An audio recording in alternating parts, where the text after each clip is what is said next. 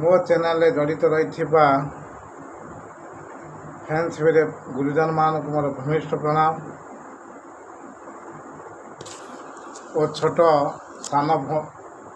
सान भाई भौणी मान को मोर आशीर्वाद।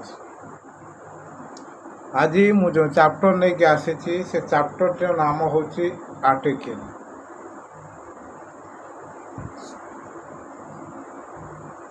उना अधिक समस्ते ये आर्टिकल बाबद धारणा अच्छी तथापि मु छात्र छात्री मान को मन पकई दूची ये चैप्टर टी को जो माने मो वीडियो देखुचंती से माने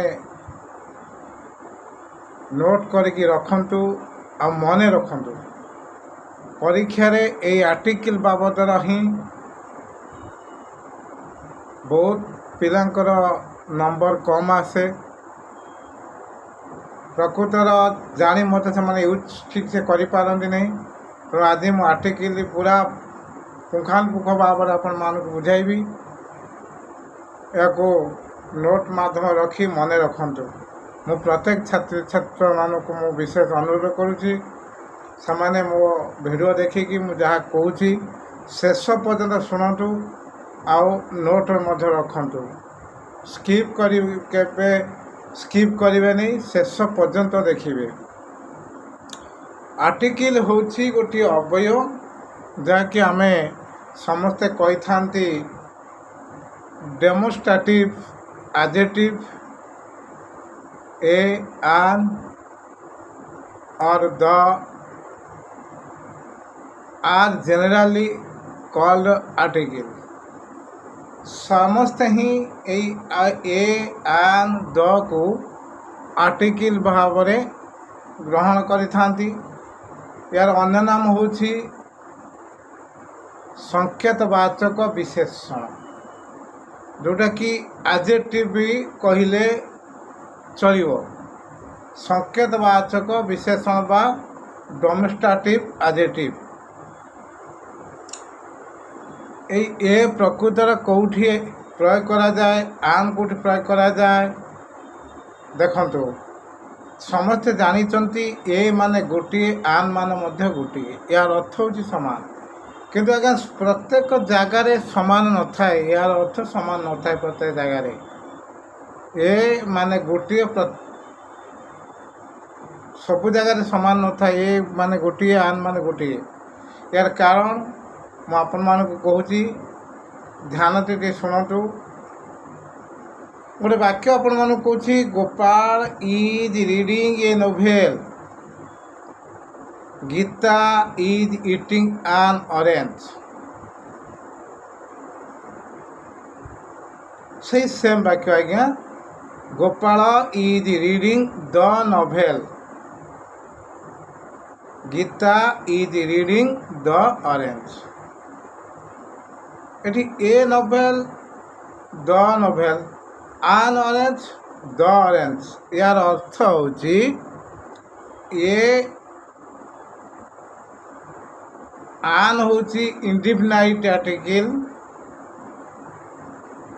द हूँ डेफिनेट आर्टिकल अर्थात निर्दिष्ट अवय हूँ द, अनिर्दिष्ट अवय हूँ ए आउ आन।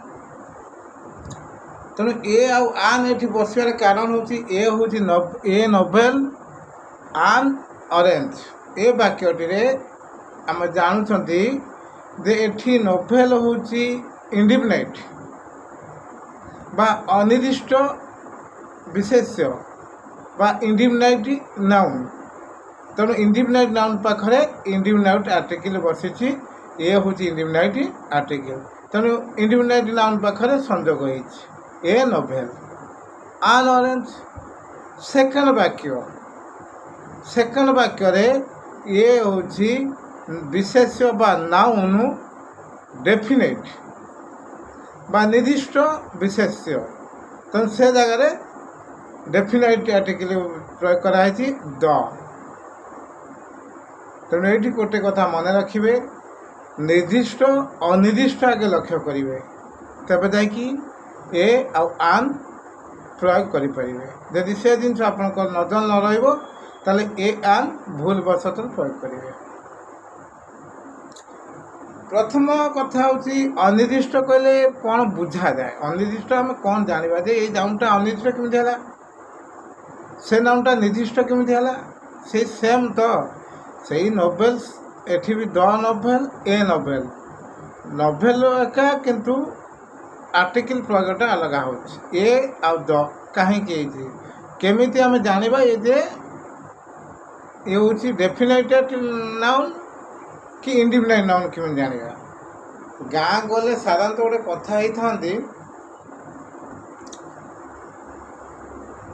अनिर्दिष्ट काल पर्यंत आज बस स्ट्राइक कर चलो नहीं अर्थात लोक मैंने यातायात करें ना तेणु अनिर्दिष्ट काल आज स्ट्राइक अनिर्दिष्ट काल से कौ दिन स्ट्राइक खोल तार गोटे सीमाबद्ध ना कि अजଣା से आम जानी ना कौ दिन से समयटा बस चलो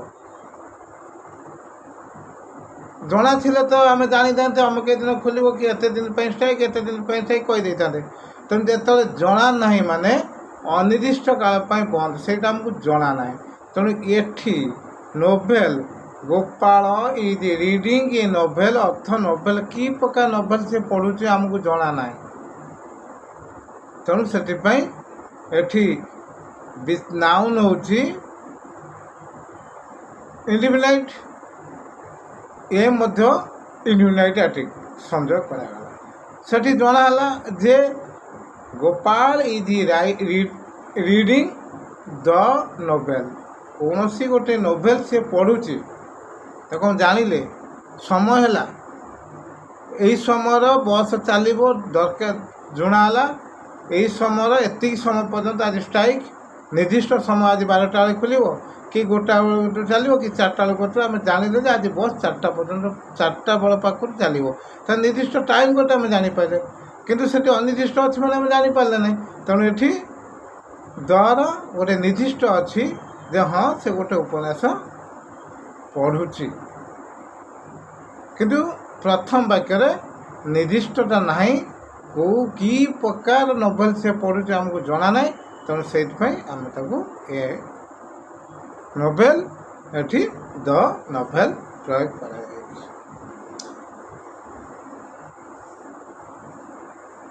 पॉइंट 2 साधारणतः आम समस्ते जानते जे ए पाखु जेड पर्यंत जो इंग्राजी रे आम लेटर अच्छी 26 अक्षर 26 लेटर अच्छी से लेटर भितर ए ई आई ओ यू 5टा है भावेल बा स्वरवर्ण ये स्वरवर्ण जो थाए 5टा लेटर जो लिखा था पूर्व आन बसे ताकू छाड़देले आउ जी रही कन्सोनेंट ता सहित ए संजोग हुए आज्ञा ता सहित संजोग हुए ए सत किंतु आउ ए 5टा को छाड़देले आहरी रोचे साइलेंट वर्ण गोटे रोचे जोटा कि आमर कन्सोनेंट जहाँ को आम भावुं भितर भी आन प्रयोग हम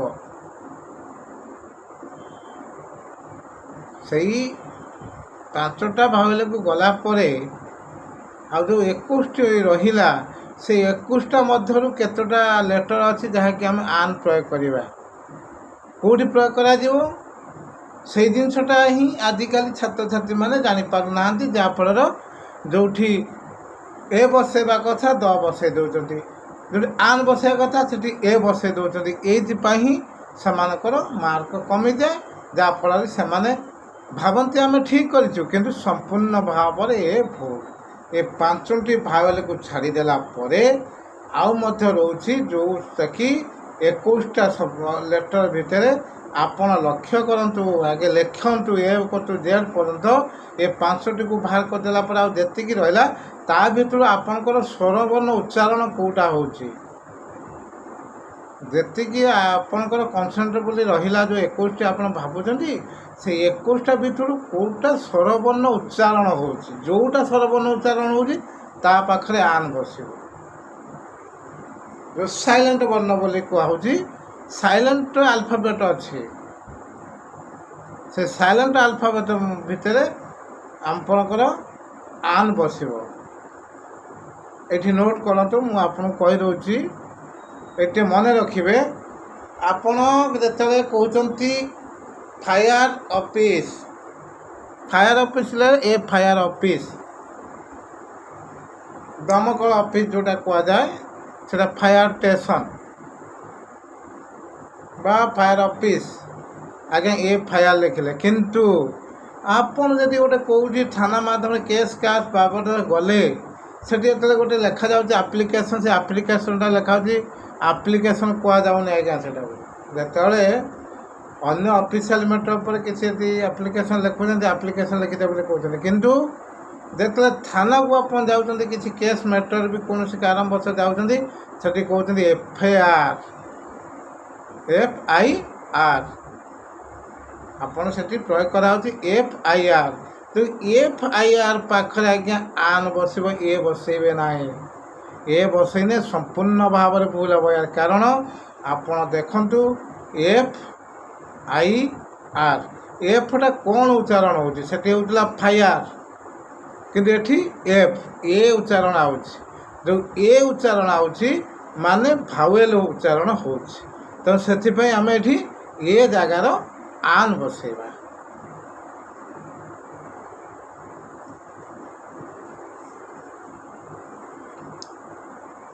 आ होटेल आगुरी होटेल पाखे आन बसे कारण आगुरी उच्चारण हुए होटेल से ओ उच्चारण आसे किंतु ये आन बसे किंतु एबे मॉडल इंग्लिश भाव में गले आम ताकू ए होटेल बसुची किंतु होनेस्टी मैन साधुत्व लोक होनेस्टी जो लेखा होची HONEST होनेस्ट मैन जो लेखा होची से होनेस्ट पाखे आन बसब ए कदापि बसेबे नहीं आपण शब्द उच्चारण को लक्ष्य करेंगे शब्द उच्चारण यदि आपणकर भावेल उच्चारण होता है ताले से आखि मुझिकी आन बसैबे आपण देखु लेटर लिखुं लेटर उच्चारण होची ए लेटर कि लिखा राम इज आन LP school teacher LP school teacher एठी ए हम ना राम इज आन LP स्कूल टीचर ए उच्चारण हो तो राम इज आन LP स्कूल टीचर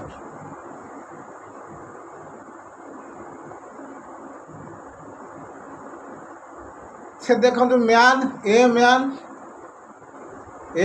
मैन पाखे ए लिखिले किंतु ये ML हेले ए उच्चारण हो तेणु ये आपण निजे ए पाख जड़ पर्यंत लिखु भावेल को साइड कर दिंतु स्वरबर्ण वाला खोल दिंतु आउ जी रहा तार उच्चारण देखु कौन जो उच्चारण आसूची स्वरबर्ण ता पाखरे आन प्रयोग करेंगे प्रथम द्वितीय कथा गला तृतीय आज्ञा देखु आम जदि सिंगुलार काउंटेबल नाउन को आइडेंटिफाई करवा बा प्रमाण करवा एक वचन विशेष को जदि आम प्रमाण करवा से जगह भी आज्ञा ये बसी पार आन भी बसी पार उदाहरण स्वरूप इट इज ए पेन यह गोटे कलम दैट इज आन अम्ब्रेला ता गोटे छता तेणु ये सिंगुलार काउंटेबल नाउन ये ए आन प्रयोग करा आपन को जो कहूली ए माने गोटे आन माने गोटे एठी ओनली वन बा संख्या सूचक भाव में जो प्रयोग करा जाय था सेठी ए माने गोटे हुए आन मान मध्य गोटे हुए किंतु सबु जगार आपड़ कहे ए गोटे आन गोटे नाई संपूर्ण भाव में भूल हम आज्ञा ए माने गोटे आन माने गोटे कहले संपूर्ण भाव में भूल हम तेणु यही ओनली वन बा संख्यावाचक भाव जो प्रयोग करा जाय था ताले सेठी ଆପଣ ଏ ମାନେ ଗୋଟିଏ କହିବେ। Suppose I have got A book, ମୋର ଗୋଟିଏ ବହି ଅଛି। I have got A book, ତାହେଲେ ମୋର ଗୋଟିଏ ବହି ଅଛି। ସେଇଭଳି ଆପଣ ଯଦି କହିବେ ଆଇ ହାଭ୍ ଗଟ୍ ଆନ୍ ଅମ୍ବ୍ରେଲା, ମୋର ବି ଗୋଟିଏ ଛତା ଅଛି। ଇଏ ବସିପାରିବ, ଆନ୍ ବି ବସିପାରିବ। ଏ ଯଦି ସିଙ୍ଗୁଲାର ନାଉନ୍କୁ ଯଦି ଆମେ ଆଇଡେଣ୍ଟିଫାଏ କରିବା ବା ପ୍ରମାଣ ଦେଇତେ ଯିବା, ତାହେଲେ ଏଠି ଏ ଆଉ ଆନ୍ ବସିବ। ସଂଖ୍ୟାବାଚକ ଉପରେ ଗଲେ ଆପଣ ଏ ଆନ୍ ବସେଇବେ। ଯଦି କୌଣସି ଦଳ ଭିତରୁ ଆମେ ଜଣକୁ ବାଛିବା, ମନେକର କିଛି ଗାଈ ପୋଲ ଅଛନ୍ତି, ତାଙ୍କ ଭିତରୁ ଗୋଟେ ଗାଈକୁ ଆମେ ଶୁଖେଇବା କି ଗୋଟେ ଗାଈ ବିଷୟରେ କହିବା କ'ଣ, ଏ କାଉ ହାଜ୍ 4 legs, ଗୋଟେ ଗାଈର 4ଟି ଗୋଡ଼। ଦଳେ ଗୋରୁ ଅଛି, କିନ୍ତୁ ତା ଭିତରୁ ଆମେ ଗୋଟିଏ ଗାଈର କେତେଟା ଗୋଡ଼ ଆମେ କହିଲେ ଏ କାଉ ହାଜ୍ 4 legs, ସେଠି ମଧ୍ୟ ଏ ପ୍ରୟୋଗ କରାଯିବ।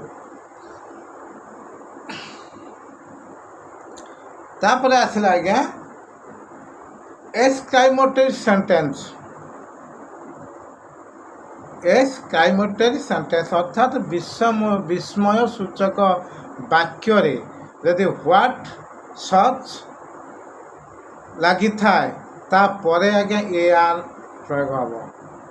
Suppose what a man he is, ସେ ଲୋକଟା କ'ଣ କିଏ? What a man he is, ବା he is such a clever boy. ତାହେଲେ ହ୍ୱାଟ୍ ସଚ୍ ପରେ ଆର୍ଟିକିଲ୍ ପ୍ରୟୋଗ କରାହେବ, ଯେଉଁଟାକି ମୁଁ ଆପଣଙ୍କୁ ଏକ୍ସକ୍ଲାମେଟୋରୀ ସେଣ୍ଟେନ୍ସ ଉପରେ କହିବି। ତାପରେ ପ୍ରଫେସନ୍ ଗୋଟେ ପଦବୀ ପ୍ରଫେସନ୍। ମନେକର Hari is a student, Sita is a teacher, Ram is a police. ଏଇ ଯେଉଁ ବାକ୍ୟ ସବୁ ଏ ପ୍ରଫେସନାଲ୍ ଉପରେ ଗଲେ ରାମ ଇଜ୍ ଏ ବସିବ, ଏଠି ଏ ବସିବ। ଆମେ ଯଦି ଗୋଟିଏ ଓଜନ ପରିମାପରେ ଆମେ କରିବା କ'ଣ, ଏ ହାଫ୍ 2 and ଏ ହାଫ୍ ଅର୍ଥାତ୍ 2.5 କେଜି ଆମେ ଯେଉଁଟା କହିବା 2 ହାଫ୍ ଅର୍ଥାତ୍ 2 ପୂର୍ଣ୍ଣାଙ୍କ 1/2, 1 and ଏ ହାଫ୍, ସେଠି କ'ଣ ହେବ 1 ପୂର୍ଣ୍ଣାଙ୍କ 1/2 ବା 1.5 କିଲୋ। ଏଇ ଯେଉଁ ଏ ହାଫ୍ ପାଖରେ ଏ ମଧ୍ୟ ପ୍ରୟୋଗ କରାଯିବ। ଆମେ କ୍ୱାଣ୍ଟିଟି ଅର୍ଥାତ୍ ପରିମାଣ ମାପରେ ଯଦି ଆମେ ନେବା, a lot of, a piece of, a dozen ଆଉ ଏ ପେୟାର ଅଫ୍, ଏଠି ମଧ୍ୟ ଏ ପ୍ରୟୋଗ ହେଇପାରିବ। ଆମେ ଯଦି କାଉଣ୍ଟେବୁଲ୍ ନାଉନ୍କୁ ଅନକାଉଣ୍ଟେବୁଲ୍ ନାଉନ୍କୁ ଯଦି କାଉଣ୍ଟେବୁଲ୍ ନାଉନ୍ ଉପରକୁ ଆଣିବା, ତାହେଲେ ଏଠି ମଧ୍ୟ ଏ ଆନ୍ ବି ପ୍ରୟୋଗ ହେବ। I went for a walk, ଏଠି ୱାର୍କ ଆଜ୍ଞା ନାଉନ୍, ୱାର୍କଟା ଅନକାଉଣ୍ଟେବୁଲ୍ ନାଉନ୍, କିନ୍ତୁ ତାକୁ କାଉଣ୍ଟେବୁଲ୍ ନାଉନ୍କୁ ଆଣିଲେ ବୋଲେ ଗୋଟିଏ ୱାର୍କ ଏ ଯୋଗ ହେଇଛି ମାନେ ଏଠି କାଉଣ୍ଟେବୁଲ୍ ଉପରେ ଆମେ ତାକୁ ଗଣିପାରିବା, କହିପାରିବା। କିନ୍ତୁ ଯଦି ପ୍ରକୃତରେ ଇଏ ଅନକାଉଣ୍ଟେବୁଲ୍, ତାକୁ କାଉଣ୍ଟେବୁଲ୍କୁ ଆମେ ଆଣିଛନ୍ତି, ତେଣୁ ସେଥିପାଇଁ ତାକୁ ଆମେ ଏଠି ଏ ପ୍ରୟୋଗ କରାଗଲା। ଯଦି ଅନକାଉଣ୍ଟେବୁଲ୍କୁ କାଉଣ୍ଟେବୁଲ୍ ନାମରେ ସୂଚାଇବା, ସେଠି ଏ ପ୍ରୟୋଗ କରିପାରିବା। ଏ ହେଲା ଏ ଆନ୍ କେଉଁଠି ପ୍ରୟୋଗ କରାଗଲା, ମୁଁ ଆପଣମାନଙ୍କୁ କହିଦେଲି। ଯଦି ଆପଣମାନଙ୍କୁ ଭଲ ଲାଗିଥାଏ, ଲାଇକ୍ଟେ କରିବେ, ସେୟାରଟେ କରିବେ, କମେଣ୍ଟ ମାଧ୍ୟମରେ ଜଣାଇବେ ଆପଣଙ୍କୁ ମୋ ଭିଡ଼ିଓ କେମିତି ଲାଗୁଛି। ଆଉ ମୋ ସହିତ ଜଡ଼ିତ ହେବାକୁ ହେଲେ ଆଗକୁ ଯଦି କିଛି ଜାଣିବା ପାଇଁ ଚାହାନ୍ତି, ତାହେଲେ ମୋ ସହିତ ମୋ ଚ୍ୟାନେଲ୍କୁ ସବସ୍କ୍ରାଇବ୍ କରନ୍ତୁ, ଫଲୋ କରନ୍ତୁ। ଆଗାମୀ ଅଧ୍ୟାୟରେ ମୁଁ ପଢ଼େଇବି କେଉଁ ଜାଗାରେ ପ୍ରୟୋଗ କରାଯାଉଛି। ରହୁଛି। ନମସ୍ତେ।